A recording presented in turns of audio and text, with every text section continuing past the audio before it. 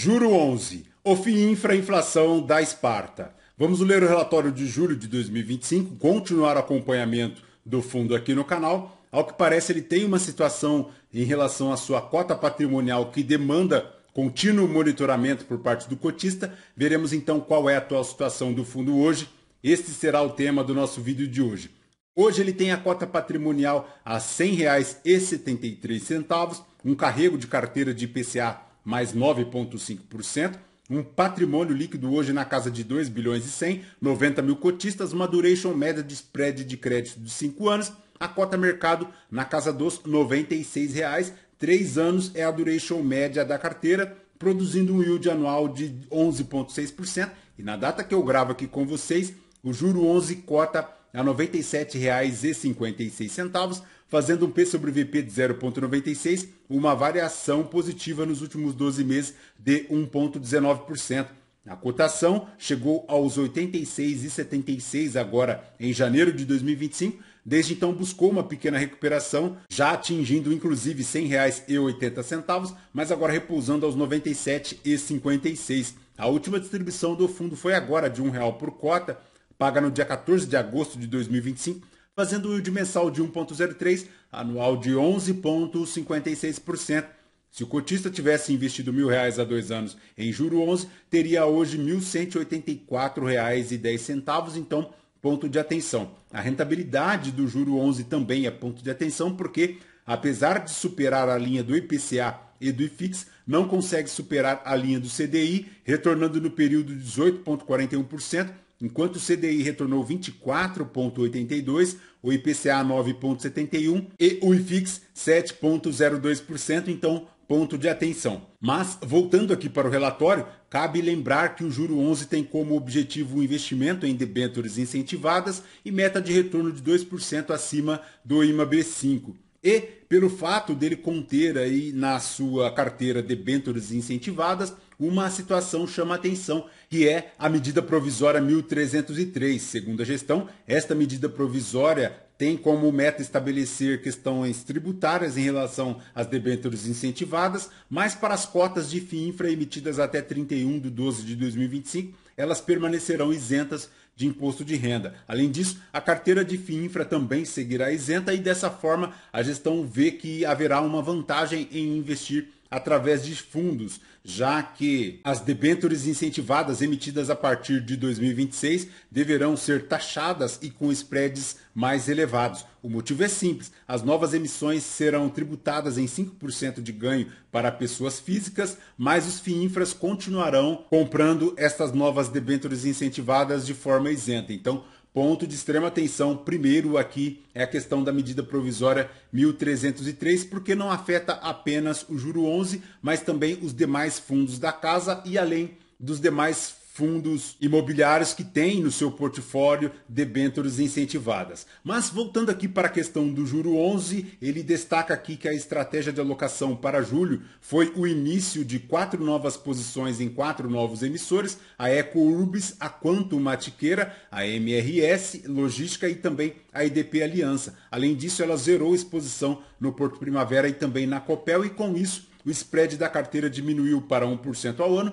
e a duration aumentou para 5 anos e o caixa diminuindo aí para 3%. Em relação àquela redução temporária do hedge, a gestão destaca aqui que segue com a estratégia de redução temporária por meio do aumento da duration de risco de mercado de 2 para 3 anos. Ela destaca que esse posicionamento é temporário e tem como objetivo proteger a carteira dos impactos da inflação no curto prazo. Até o mês de julho, essa estratégia gerou um impacto negativo de 0,1%. Já em relação ao término desta situação, ela reitera que a posição é temporária, com a intenção de ser revertida quando as taxas de juros reais dos títulos públicos apresentarem uma normalização. Como já sabemos, a inflação no curto prazo bem estressada. Em relação à distribuição de dividendos aqui do juro 11, anunciou no dia 28, com pagamento agora no dia 14 de agosto, R$ 1 por cota, como vimos, e atenção cotista, porque o patrimonial agora, depois desta distribuição, chega aos R$ 100,73, portanto, apenas com 73 centavos de reserva acumulada para a distribuição futura. Então, ponto de atenção, de olho no patrimonial aí do juro 11. Para os próximos meses, a gestão comenta que, se as condições de mercado permitirem, mantém a perspectiva de distribuição mensal aliada ao carrego da carteira de pelo menos R$ 1 por cota até o final do ano. Nos últimos 12 meses, o dividend yield do Sparta Infra foi de 11,6%. Para referência, nesse período, o IMAB rendendo 8,3% e o CDI rendendo 12,5%.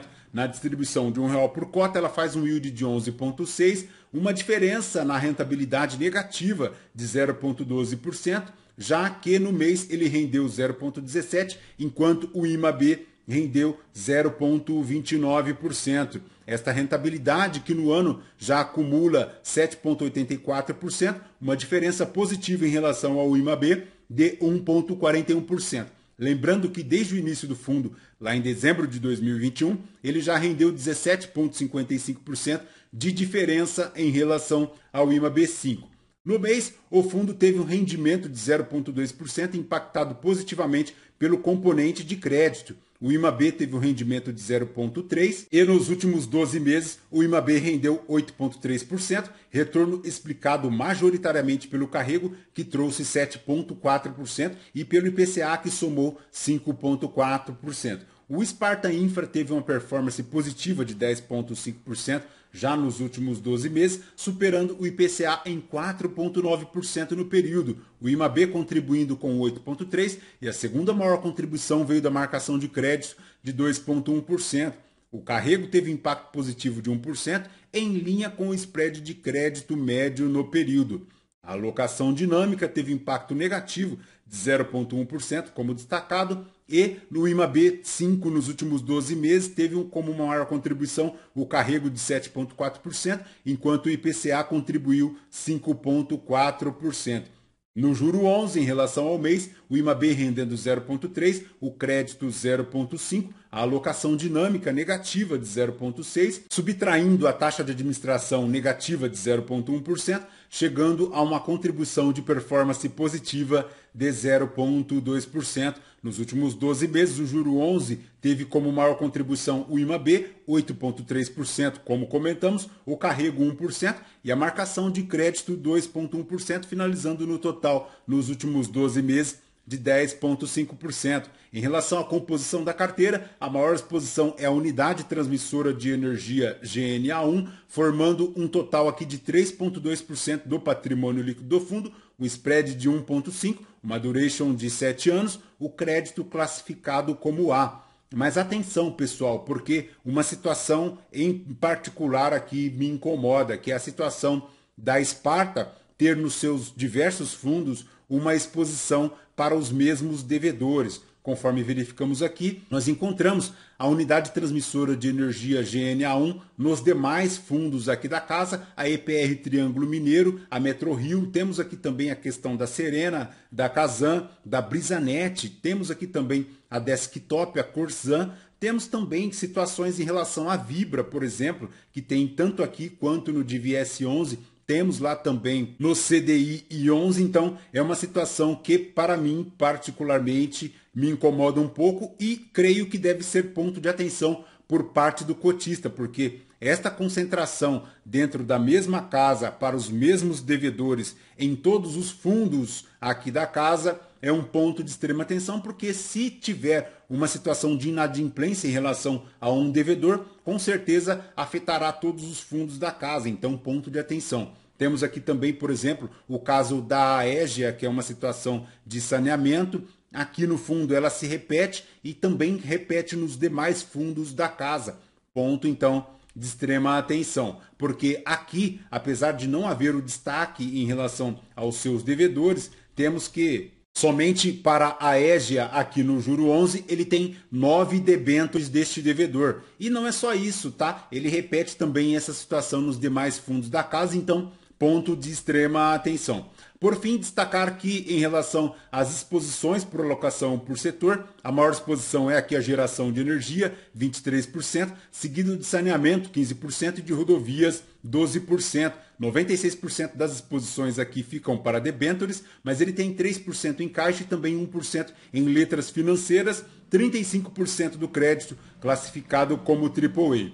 Lembrando também que o fundo iniciou as suas atividades em 2021, tem 1% de taxa de administração, não a taxa de performance, o que é positivo. E por fim, destaco aqui também para vocês o agradecimento a toda a consideração que vocês têm realizado em relação ao canal Demetrius FIIs, fazendo com que o nosso conteúdo seja destaque aqui no relatório gerencial em relação à nossa leitura de relatórios gerenciais no mês 7 de 2025 do Juro 11, contribuindo para que o nosso conteúdo seja reconhecido aqui pela Sparta Gestora. Então, muito obrigado a você, inscrito do Demetrius FIIs, muito obrigado a você que deixa a sua inscrição, o seu like, o seu joinha, o seu comentário. Tudo isso é muito importante, fazendo com que o nosso conteúdo seja reconhecido aqui pela Sparta, a quem também deixo o meu muito obrigado.